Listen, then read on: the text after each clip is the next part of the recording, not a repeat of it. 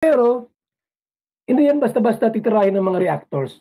Kasi pro-vlogger tayo, pro pro charity vloggers po tayo. Mas kampi ako sa mga vlogger. Pero, sa oras na maging reactor siya, bahala kayo na ipagtanggol ang inyong sarili. Reactor ka na eh. Huwag kang tumakbo kay Papa Val at magpatulong. Ipinasok mo ang pagiging reactor.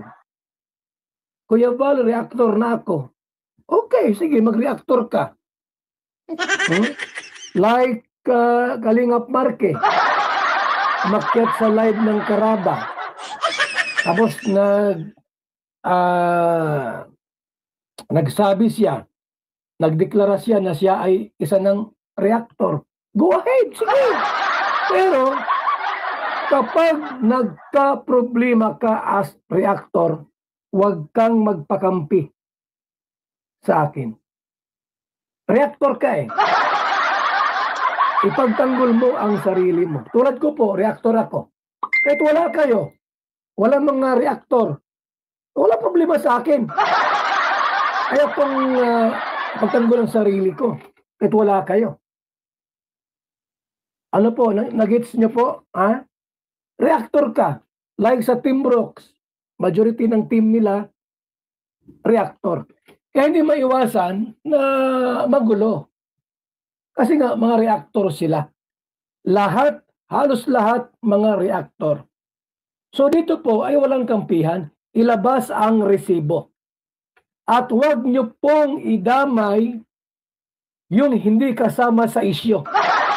Ang ginagawa kasi ng iba, pag nasusukol na po, nasusukol na, pati yung buhay ninyong nakatago, ilalabas. Mali po yon. Pati spiritual life, pati church, idadamay ninyo. Ibang usapan na po yan. Out of topic ka na. Suwayin nyo po kapag mali na po yung sinasabi nila. Pag below the belt na po yan, paninira sa pagkatao, mali na po yan. Issue lang po tayo. Anong issue? Ang issue kay Bupin, hanggang doon lang.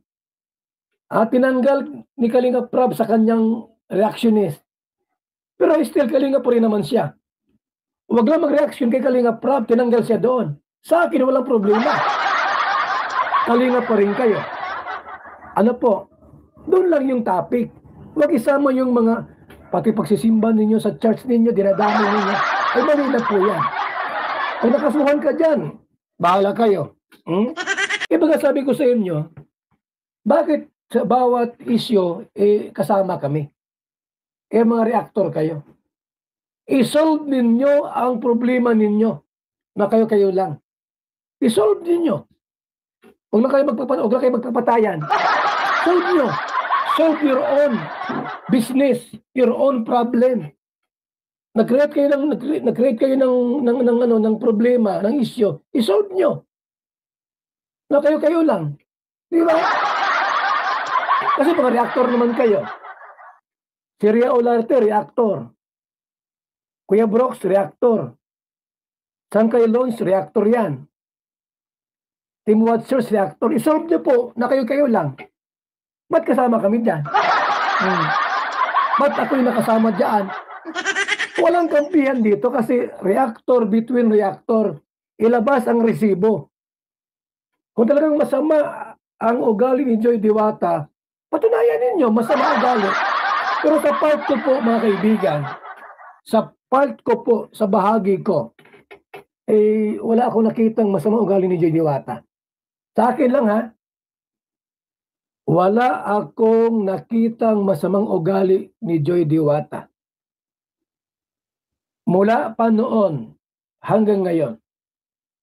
Ngayon, kung sa inyo ay masama si Joy, o di, ilabas nyo, masama si Joy, ugali niya. Ganun. Sa akin po, sa part ko naman, wala akong nakita na si Joy po ay hindi maganda ugali. Wala naman eh. Wala.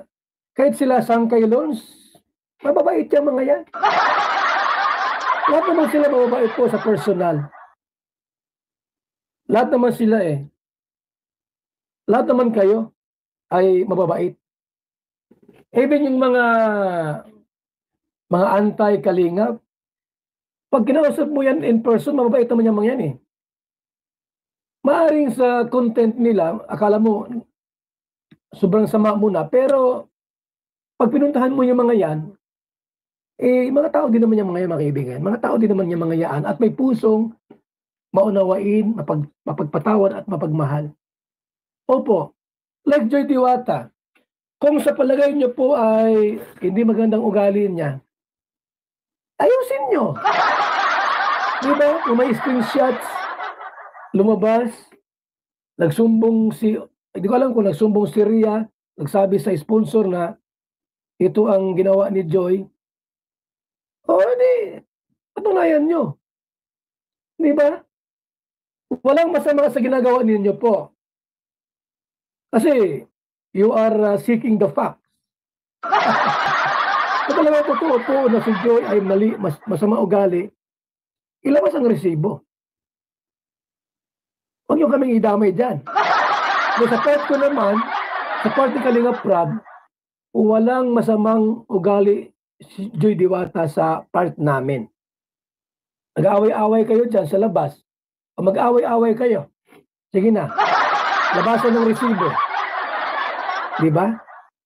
Ngayon, itong si Ria Aquino, huwag ka muna sa Kalingap Watchers kasi madadamay ka dyan. At bago napunta sa Kalingap Watchers, sino ang nag-add sa'yo dyan sa Kalingap Watchers? Akala ko ba charity vlogger ka? So normal lang po na magulo talaga ang Team Brooks kasi majority ng kanilang team ay mga reactors. Kung gusto ni Kuya Brooks na hindi siya i-content, huwag siya mag-react. Huwag siya mag-reaction. Kung gusto ni Kuya Brooks na tahimik, umalis siya sa reactor. Huwag magsalita. Yan lang po ang dapat niyang gawin ni Kuya Brooks. Kung ayaw niyang i-content, huwag mag-reactor. Huwag mag-reactor. Sabihin niya sa kanyang live. So mula ngayon, narinig ko yung live ni Kuya Bal. Ang sabi niya, para hindi ako may content ni Sangkay, din ako magre-reaction. Ganun. Ngayon pagka nagpaalam siya, di na siya nag-reaction, ayun yun ang reactor, at siya po ay mag-charity na lang, magba-vlogs na lang, pag kinuntin siya ng mga reactor na hindi maganda, mali na yon. Mali na yon. Siyempre, ang aking pong kakampihan, yung vlogger. Charity vlogger po, kahit sino pa siya. Hindi na siya reactor eh. Tumutulong siya. Gumagawa ng tama, tapos babatikusin mo. Parang mali naman ata yun, di ba? Kung maaari, kung may mali ka sa ginagawa mong pagtulong, inaaway mo yung mga beneficiaries mo, tulad noon, kay Irwin, di ba? Maraming mga reactors na talagang kinukuntin siya kasi inaaway yung beneficiaries. Ganun talaga. Mayroong nagbabantay sa atin. Pero pagka tama naman yung ginagawa mo, wala ang issues, ba't ikukuntin ka nila? Ganun po yan. Kung ayaw ni Kuya Brooks na i-content, ang advice ko wag nang magsalita or wag nang maging reactor. Umalis na sa magiging reactionist, kundi mag-focus sa charity. Ganyan po yan. Ngayon, pag ikaw ay reactor, bahala kayo. Ha? Bahala kayo. Ang sa akin lang po, ingat sa pagsasalita. Baka libelos yan o mayroon ka lang inaapakang tao. Para lang makabawi, para lang po makapagsalita, makaganti, yung banat below the belt. Mali po yun. Mga kaibigan, pag below the belt na pong banat ninyo, mali na po yan. Baka malibel ka po niyan. Baka may libel ka po. Ang libel po, 6 months, 1 year lang po ang ano niyan. Tapos ang kaso. Baka sakit pa sa ulo mo yan. Ano? So yan po, ilabas ang resibo. Kung talagang masama ugali ni Joy Diwata, patunayan na huwag mangdamay ng iba. Huwag magpakampi. kung kani-kanino po. Sa part namin, ni Kalingap Rob, walang problema kay Joy Diwata. Kung sa part ninyo, sa bahagi ninyo,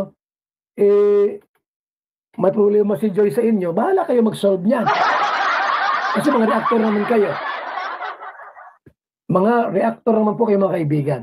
Kaya alam ko kaya ninyo yan.